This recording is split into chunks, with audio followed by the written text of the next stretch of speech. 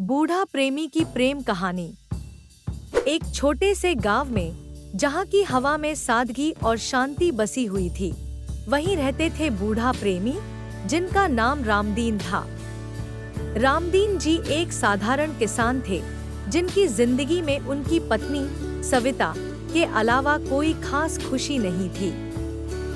सविता जी की मृत्यु के बाद रामदीन अकेले रह गए थे और समय ने उनकी यादों को धुंधला कर दिया था। लेकिन एक दिन कुछ ऐसा हुआ जिससे रामदीन की दुनिया बदल गई। उनके गांव में एक नई महिला आई जिसका नाम था शांता।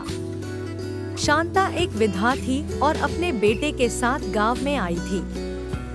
उसका बेटा गांव के स्कूल में शिक्षक था और शांता अपनी बाकी जिंदगी शांति से बिताने के इरादे से यहाँ आई थी। शांता और रामदीन की मुलाकात गांव के एक मेले में हुई। दोनों ने एक दूसरे को देखा और एक अनकहा रिश्ता महसूस किया।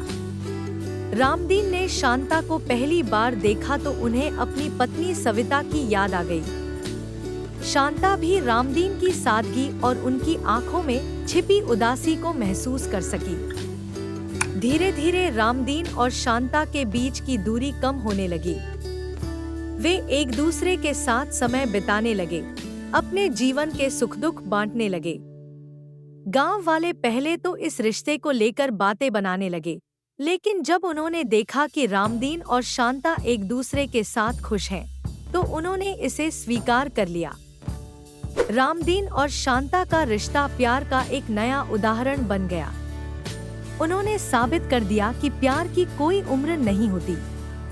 उनकी प्रेम कहानी गांव वालों के लिए प्रेरणा बन गई कि सच्चा प्यार उम्र, समय और परिस्थिति से परे होता है। रामदीन और शांता ने अपने बाकी के दिन एक दूसरे के साथ खुशी खुशी बिताए। उनके रिश्ते ने सभी को सिखाया कि प्यार का मतलब सिर्फ यौवन का आकर्षण नहीं, बल्कि आत्माओं का मिलन होता है।